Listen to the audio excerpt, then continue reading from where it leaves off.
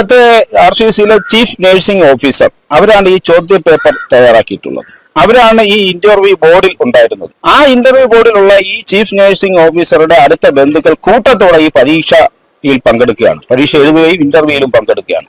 ഇത് അടുത്ത ബന്ധുക്കൾക്ക് ജോലി നൽകി എന്നുള്ളത് മാത്രവുമല്ല, ലക്ഷക്കണക്കിന് രൂപ ഇതിൽ എവിടെയൊക്കെ സാമ്പത്തിക ഇടപാടുകൾ നടന്നിട്ടുണ്ട്. നമസ്കാരം.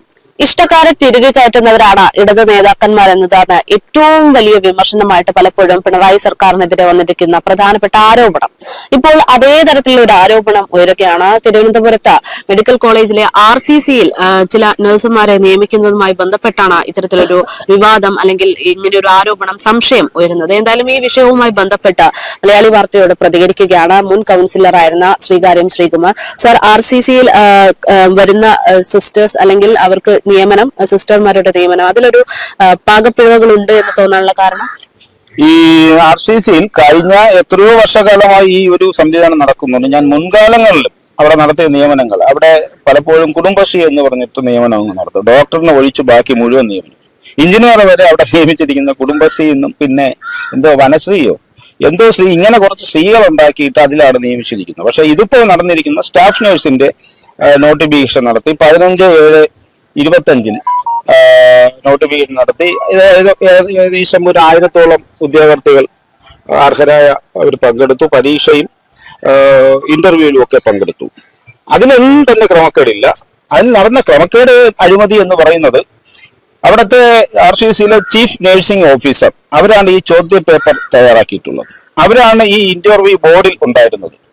ആ ഇന്റർവ്യൂ ബോർഡിലുള്ള ഈ ചീഫ് നഴ്സിംഗ് ഓഫീസറുടെ അടുത്ത ബന്ധുക്കൾ കൂട്ടത്തോടെ ഈ പരീക്ഷയിൽ പങ്കെടുക്കുകയാണ്. പരീക്ഷ എഴുതുകയും ഇന്റർവ്യൂയിലും പങ്കെടുക്കുകയാണ്. ഈ RCCയുടെ റൂൾസ് പ്രകാരം അവിടുത്തെ ഒരു ജീവനക്കാരി അല്ലെങ്കിൽ അതുമായി ബന്ധപ്പെട്ട് പരീക്ഷയും ടെസ്റ്റുകളും നടത്തുന്ന ആളിന്റെ ബന്ധുക്കൾ പങ്കെടുക്കുകയാണെങ്കിൽ ആ സംവിധാനത്തിൽ നിന്ന് അവർ സ്വയം ഒഴിഞ്ഞു മാറണം. അത് ഡയറക്ടർ കത്ത് കൊടുത്ത് എന്റെ ബന്ധുക്കളായിട്ടുള്ളവർ, എനിക്ക് നേരിട്ട് ബന്ധമുള്ളവർ പരീക്ഷയിൽ പങ്കെടുക്കണമെന്നുണ്ട്, എന്നെ ഇതിൽ നിന്ന് ഒഴിവാക്കണമെന്ന് കത്ത് കൊടുക്കേണ്ടതാണ്. ഇതെല്ലാം അറിഞ്ഞു വെച്ചുകൊണ്ട് ഈ ചീഫ് നഴ്സിംഗ് ഓഫീസർ നടത്തിയത് വലിയ ക്രമക്കേടും അഴിമതിയുമാണ്. ഇത് അടുത്ത ബന്ധുക്കൾക്ക് ജോലി നൽകി എന്നുള്ളത് മാത്രവുമല്ല, ലക്ഷക്കണക്കിന് രൂപ ഇതിൽ എവിടെയൊക്കെ സാമ്പത്തിക ഇടപാടുകൾ നടന്നിട്ടുണ്ട്. ഇപ്പോൾ 15 പേരെ റാങ്ക് പട്ടിക പ്രസിദ്ധീകരിക്കുമ്പോൾ അതിൽ 15 പേരും ഈ ചീഫ് നഴ്സിംഗ് ഓഫീസറെ ബന്ധുക്കളും അടുപ്പക്കാരും പരിസര വീട് തൊട്ടടുത്ത് താമസിക്കുന്നവരും ഒക്കെയാണെന്നാണ് മനസ്സിലാക്കുന്നത്. അതിന്റെ കുറെ രേഖകളും പുറത്തു വന്നിട്ടുണ്ട്. അതിൽ 1, 2, 3 റാങ്കുകളെല്ലാം തന്നെ അവർ അടുത്ത ബന്ധുവാണ്.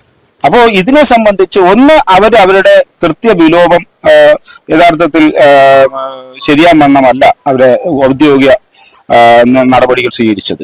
ഇതിൽ ഇത്തരത്തിൽ ബന്ധുക്കൾ പങ്കെടുക്കുക, സ്വയം മാറി നിൽക്കാനുള്ള ധാർമ്മികത ഉണ്ട്. ധാർമ്മികത മാത്രവുമല്ല, നിയമവും അതാണ് പറയുന്നത്. അപ്പോൾ ഈ നിയമം അറിയാമായിരുന്നിട്ടും ഇങ്ങനെ ഇപ്പോൾ ഇത്രയും അധികം ആൾക്കാരെ നിയമിച്ചതിലൂടെ സ്വന്തം അധികാര ദുർവിനിയോഗം അവിടെ നടത്തിയിരിക്കുന്നു. അതിനെക്കുറിച്ച് അന്വേഷിക്കണം.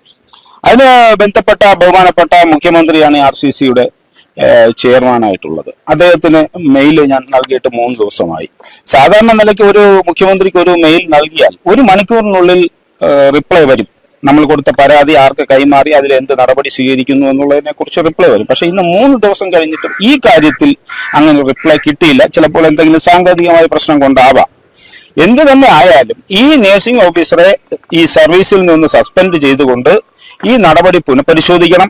1000-ഓളം വിദ്യാർത്ഥികൾ, ഈ സ്റ്റാഫ് നഴ്സിംഗിന് വേണ്ടിയുള്ള ഉദ്യോഗാർത്ഥികൾ പങ്കെടുത്തു. ഇവരെ മുഴുവൻ വിഡ്ഢികളാക്കുന്ന നടപടിയാണ് RCC അധികാരികൾ സ്വീകരിച്ചത്.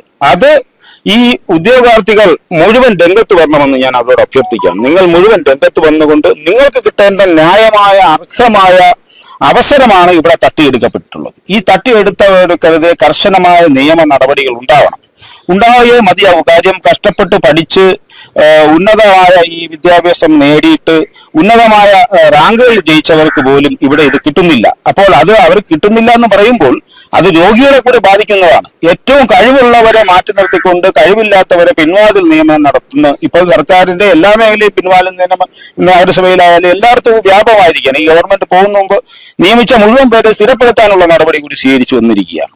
അപ്പോൾ അതിനെക്കുറിച്ച് അവർ അന്വേഷണം നടത്തണം.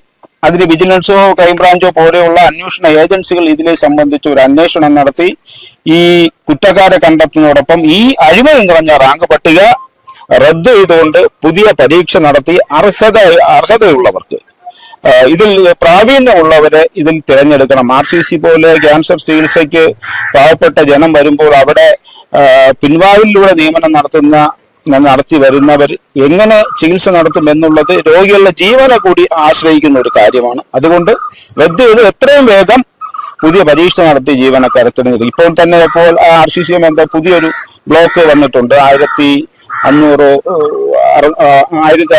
കോടി രൂപയുടെ ഒരു പ്രോജക്റ്റ് വന്നിട്ടുണ്ട്. അതിൽ തന്നെ കൂടുതൽ നിയമനങ്ങളുണ്ട്. ആ നിയമനങ്ങളെല്ലാം ഇങ്ങനെ അഴിമതിയിലോട്ട് പോവുകയാണ്. ആ അഴിമതിയിലോട്ട് പോകാതെ സുതാര്യമായ ഒരു നിയമനം RCC ഉണ്ടാകണം എന്നുള്ളതാണ് എന്റെ ആവശ്യം.